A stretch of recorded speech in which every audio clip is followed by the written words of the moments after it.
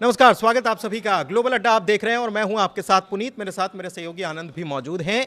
आज हम बात करने वाले हैं ईरान से जुड़े एक बड़े अपडेट की। क्या है, मैदानी सजावट अमेरिका की तरफ से शुरू कर दी गई, लेकिन ईरान की ताकत भी कम नहीं है। ईरान की ताकत कितनी है, कौन कौन सी ताकत उसके पास है, ये सारी जानकारी आपको वीडियो में देने वाले हैं। इसके अलावा बात करने वाले हैं UNHRC यानी कि United nation human right council जो है, उसमें क्या कुछ हुआ है और ईरान को किस किस का साथ मिला है और ईरान के खिलाफ कौन कौन खड़ा हुआ है। इससे पिक्चर बहुत सारी क्लियर हो जाने वाली है। तो सबसे पहले UNHRC की ही बात कर लेते हैं, क्योंकि शुक्रवार वाले दिन यानी कि बीते दिन UNHRC में क्या हुआ, सबसे पहले इसी चीज को समझते हैं। मेरे साथ मेरे सहयोगी आनंद हैं, सबसे पहले उन्हीं के पास जाते हैं और इसी सवाल के साथ जाते हैं। क्या हुआ UNHRC में? बिल्कुल, देखिए दरअसल हुआ क्या है कि पश्चिमी देश जो है वो ईरान के पीछा नहीं छोड़ रहे हैं।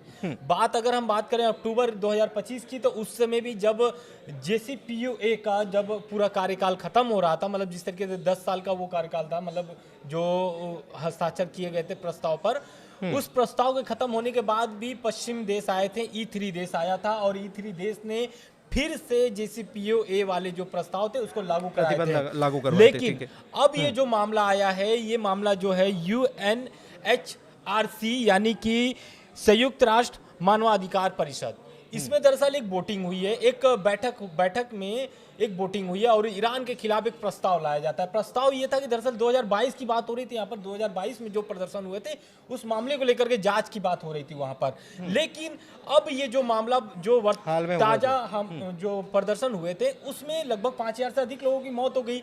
तो इस बैठक में उसकी चर्चा शुरू हो गई और उसकी चर्चा शुरू हुई तो उस समय ईरान के पक्ष में रूस और चीन के जो वहाँ के जो अधिकारी थे उन्होंने इस पर साफ मना कर दिया। उनका कहना था कि ये उनका अंतरिम मामला है, वो अपना समझेंगे। लेकिन पश्चिम देश जो है वो पीछा नहीं छोड़ते हैं। पश्चिम देश बोलते हैं कि इस पर बात करना जरूरी है। 5000 से अधिक लोगों की मौत हो चुकी है, बात 2022 की भी हो रही है, लेकिन इस पर भी बैठना जरूरी है। इस पर लाया जाता है प्रस्ताव। लगभग 46 जो देश थे इस पर वोटिंग किया, लेकिन इस वोटिंग में लगभग 25 वोट जो है वो इनके विपक्ष में पड़े हैं और 7 वोट जो हैं वो ईरान के पक्ष में पड़े हैं। और ये 7 वोट में एक भारत भी शामिल है।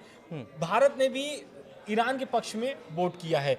दरअसल हुआ क्या है कि UNHRC में वो जो बैठक हुई थी और ये ईरान के खिलाफ जो प्रस्ताव लाए गए थे, इसमें पश्चिम देश में नाटो देश भी शामिल था। उसमें अमेरिका, फ्रांस, दक्षिण कोरिया ईरान के खिलाफ प्रस्ताव लाए और इसमें लगभग करीब 25 देश जो है वो वोट किए, इनके विपक्ष में वोट किए, इनके खिलाफ वोट किए और 7 देश जो है कि इनके पक्ष में किए। 14 देश इससे बचे हैं। मतलब 14 देश इस पे ना तो पक्ष में किए ना विपक्ष। अच्छा, एक बार लिस्ट बता दीजिए कि ईरान के खिलाफ किस किस ने वोट किया, वो लिस्ट आपके पास है क्या? बिल्कुल, खिलाफ दरअसल इनके जो खिलाफ में कौन कौन देश थे, तो फ्रांस थे, मैक्सिको थे, दक्षिण Korea, America, Germany, Britain, Japan, Netherlands, Spain, Italy, Australia, Canada, Sweden, Norway, Denmark, Finland, Ireland, Switzerland, Australia, Poland, ऐसे अन्य जो देश थे 25 देश, ये देश नाम शामिल हैं। अच्छा, प्रस्ताव के खिलाफ प्रस्ताव के पक्ष में यानी कि ईरान के खिलाफ कार्रवाई की। क्योंकि देखिए 4 देश जो लाए थे वो अमेरिका, फ्रांस, दक्षिण कोरिया, ये 3 देश लाए थे इनके खिलाफ और इनके खिलाफ में यही पक्ष में इन्होंने वोट किया। उसके बाद अगर हम इनके खिलाफ में कौन कौन थे, मतलब ईरान के साथ में कौन खड़ा हुआ? प्रस्ताव के खिलाफ में, प्रस्ताव के खिलाफ और ईरान के साथ। बिल्कुल, ईरान के साथ में तो पहला देश जो आता है वो है भारत, चीन, पाकिस्तान, क्यूबा, इथियोपिया, वेनेजुएला और बोलिविया। तो अब देखिए इसमें वेनेजुएला शुरू से ईरान का समर्थन किया है। भारत का तो हम अभी बात करेंगे, वेनेजुएला का बात इसलिए कर रहा हूँ क्योंकि जिस तरीके से अमेरिका ने वहां पे कार्रवाई किया, ईरान, अब वेनेजुएला वही चेहरा ठीक ठीक अमेरिका का वहां पर भी देखने को मिल रहा है, ईरान पर भी। तो वेनेजुएला का तो पक्ष इसमें, वहां के एक्टिंग प्रेसिडेंट ऑफ वेनेजुएला कौन है? ट्रंप खुद अपने आप को पोस्ट करके इस बात को बोला था कि और यहाँ पर खेल हो गया। कहाँ। अब वेनेजुएला के बाद हम अगर बात करें भारत की, तो भारत की क्योंकि भारत और ईरान की दोस्ती आप स्टार्टिंग से ही देखिए तो वहाँ पर आप चाबहार पोर्ट वाला मामला भी अगर देख लीजिए, उसमें अभी जो बयान आया है, ईरान के जो अधिकारी बयान दिए हैं, उन्होंने भी बोला कि ईरान और भारत की दोस्ती है वो पहले से ही दोस्ती है और आज भी बरकरार रहेगी। वोट के बाद ये और मजबूत अच्छा, दिख रही एक है। चीज और है कि जो जिन्होंने वोटिंग से दूरी बनाई उसको लिस्ट में देख रहा था, तो उसमें बहुत सारे ऐसे लोग, ऐसे देश भी है जो ब्रिक्स के सहयोगी है, मतलब ब्रिक्स का हिस्सा है, बिल्कुल। और वो वोटिंग से दूरी बना रहे हैं। कौन कौन से मुल्क है? हाँ, उसमें अगर बोला जाए तो ब्राज़ील है, अर्जेंटीना, इंडोनेशिया, मलेशिया, सऊदी अरब, संयुक्त अरब इमारात यानी कि यूएई, UAE, हाँ। और उसके बाद कतर है, तुर्की, मिस्र, नाइजीरिया, दक्षिण अफ्रीका, बांग्लादेश, थाईलैंड, फिलिस्तीन। तो देखिए ये जो सारे देश हैं ना, इसमें जो ब्रिक्स के सदस्य हैं, सऊदी अरब भी अभी शामिल होने वाला है, पूरी तरीके से शामिल नहीं हुआ है ब्रिक्स में। लेकिन अगर इसमें बात करें तुर्की और कतर की, तो तुर्की तो अभी शामिल है नहीं इसमें।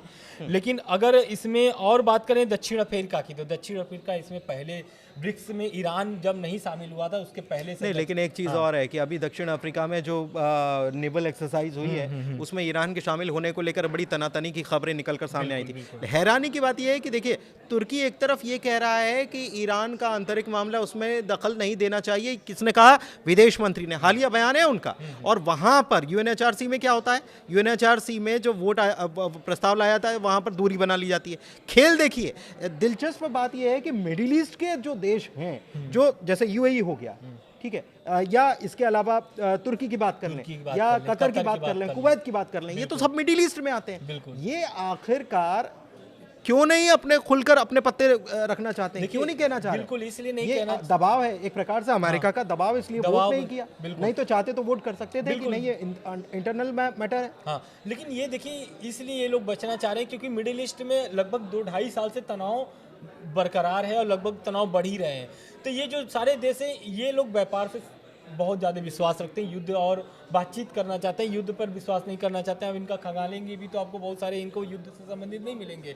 लेकिन ये लोग क्या चाहते हैं, ये लोग अगर वोट कर देते हैं किसी भी पक्ष में, मान लीजिए प्रस्ताव के खिलाफ ही ये लोग चले जाते हैं, तो प्रस्ताव के खिलाफ चले जाते हैं तो इसमें पश्चिम के देश और अमेरिका इनके फिर दबाव बनाते हैं, क्योंकि इनके ही जगह पर अमेरिका का एयरबेस भी है।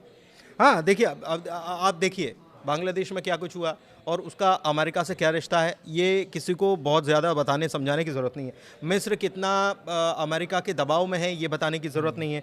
या अभी हाल ही में अगर बात कर लें तो यूएई की बात कर लें या सऊदी अरब की बात कर लें, वहाँ पर ट्रंप ने दौरा किया था और उनसे कितनी प्रगाढ़ता हो गई है ये भी किसी से छुपी नहीं हुई है। ठीक है, तुर्की नेटो का सदस्य है लेकिन उसने दूरी ज़रूर बना ली। देखिए, उसमें पक्ष में वोट नहीं किया, प्रस्ताव के पक्ष में वोट नहीं किया, लेकिन दूरी बना ली। तो अपने आप को बचाने की यहाँ पर कोशिश है और अपना एक स्टैंड जो है लेने से बचने की कोशिश बिल्कुल है। लेकिन जब मसूद पजेश्कियान से इनकी फोन पर बात हुई, हाँ। तुर्की की राष्ट्रपति से, तो वहां पर उन्होंने साफ तौर से और सीधे सीधे समर्थन किया ईरान का, इंटरनल मैटर बता वो दिया। एक तरीके से लिखित या फिर आधिकारिक तौर खुलकर पर सामने आने के लिए तैयार नहीं है। यूएन में सामने नहीं आ रहे हैं। अच्छा ठीक है, अब ये यूएनएचआरसी की बात तो बहुत हो गई। अब मिडिल ईस्ट में केवल वो, अच्छा, जंगी जहाज बेड़ा जो है, पहले कार्ल विल्सन को और अब अब्राहम लिंकन को भेजा गया है। जून में कार्ल विल्सन मूव कर रहा था वहाँ पर। ये अब्राहम लिंकन ही मूव नहीं कर रहा है, और भी ग्राउंड वर्क भी हो रहा है। आनंद, क्या ग्राउंड वर्क हो रहा है, क्या जानकारी निकल कर सामने आई? दरअसल देखिए, भारी सैन्य उपकरणों की आवाजाही भी देखी गई है और ये दावा हो रहा है मिडिल ईस्ट में कुछ वहाँ के जो एक तरीके से एजेंसी है, न्यूज एजेंसियाँ हैं, उनकी तरफ से ये दावे आ रहे हैं कि मिडिल ईस्ट में भारी सैन्य, मतलब अमेरिकी जो सेना है वो अमेरिका वहाँ पर सेना अपना बढ़ा रहा है। दरअसल M1 और M2 फाइटिंग व्हीकल जो है कि मिस्र, कुवैत और जॉर्डन में और सीरिया समेत कई देशों में ये पहुंचाए जा रहे हैं।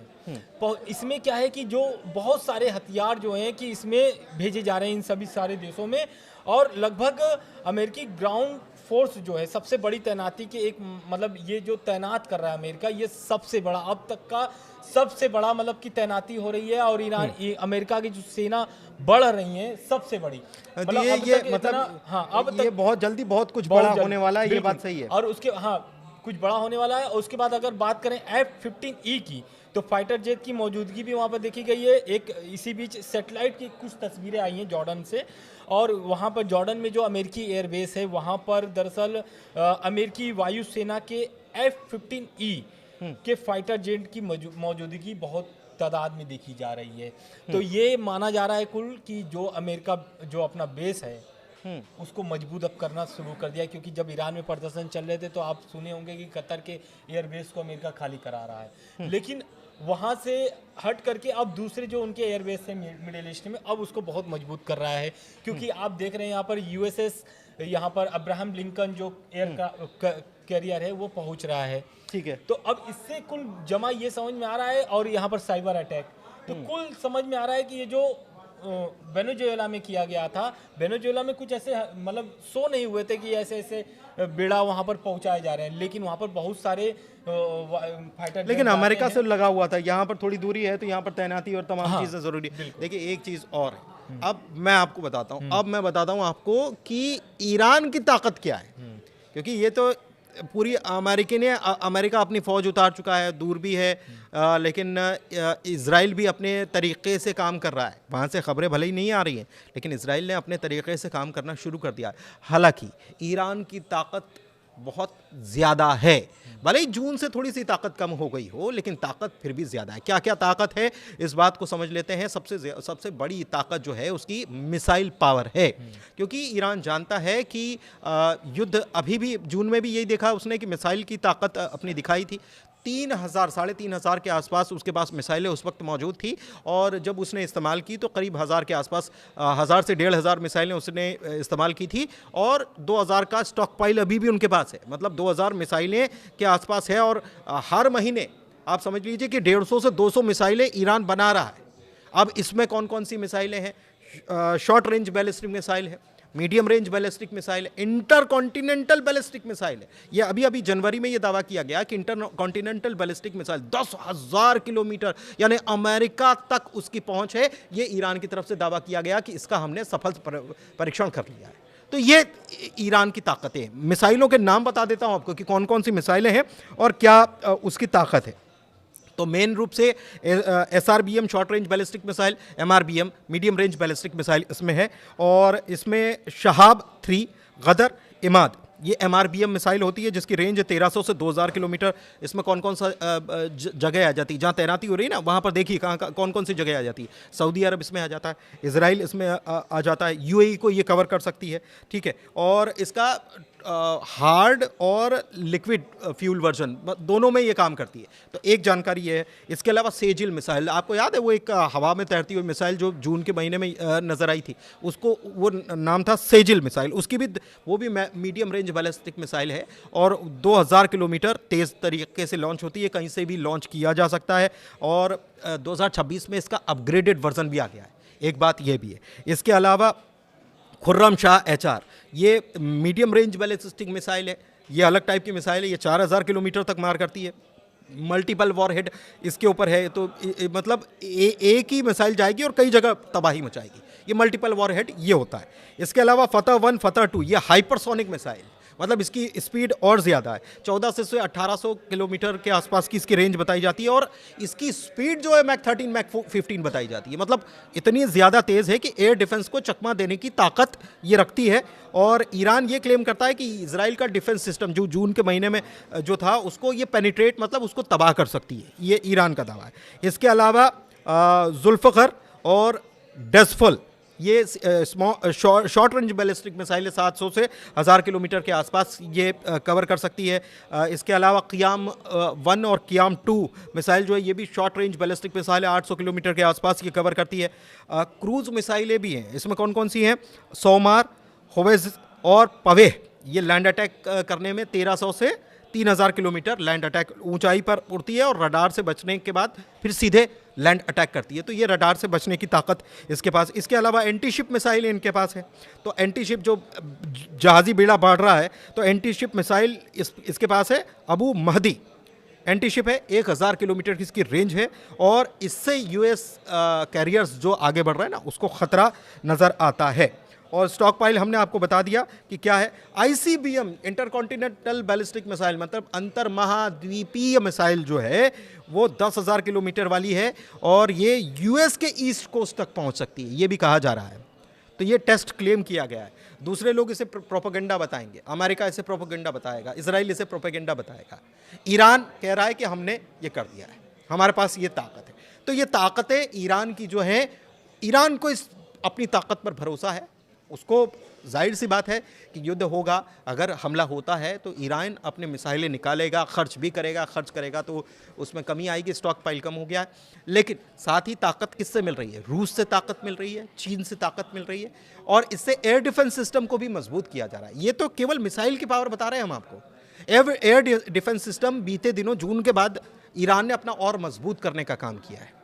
तो ये सारी ताकतों की बात हो गई, लेकिन ज़मीनी हालात आनंद ये बता रहे हैं कि युद्ध बहुत जल्दी वहाँ पर देखने को मिल सकता है, क्योंकि अमेरिका ने जमावट शुरू कर दी। बिल्कुल जमावट शुरू कर दी है और ईरान भी इसको लेकर के तैयार है, क्योंकि जिस तरीके से मसूद पजेश्कियान की बात कर लें या फिर अब इनका जो विदेश मंत्री है ईरान के अब्बास अराक्ची, उनका बयान अगर देख लें तो ये लोग पहले का से बयान देख लें, हाँ, ये लोग पहले से ही खामनेई भी नहीं चाहते। खामनेई का कहना है कि हम युद्ध के पक्ष में नहीं हैं, लेकिन प्रदर्शनकारियों में जो आरोपी हैं उसको भी सजा तय है, वो सजा के हकदार हैं, उनको सजा मिलेगी।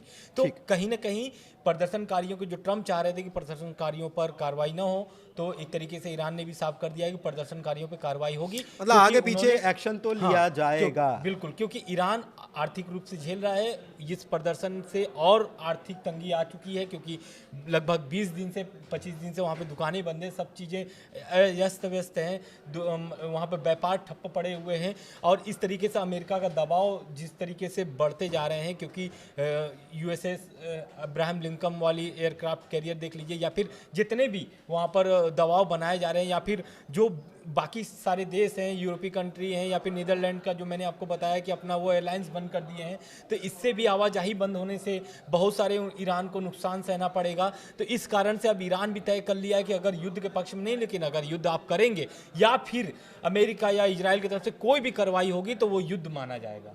युद्ध माना जाएगा। अच्छा, ये तो हो गया घेरने वाली बात। किसको घेरने वाली बात? ईरान को घेरने की कोशिश जो अमेरिका कर रहा है।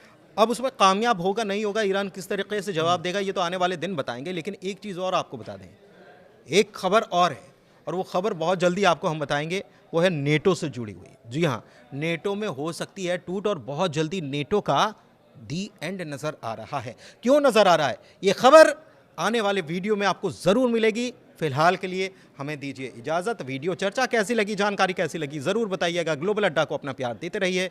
आनंद और पुनीत दोनों को दीजिए इजाज़त। शुक्रिया।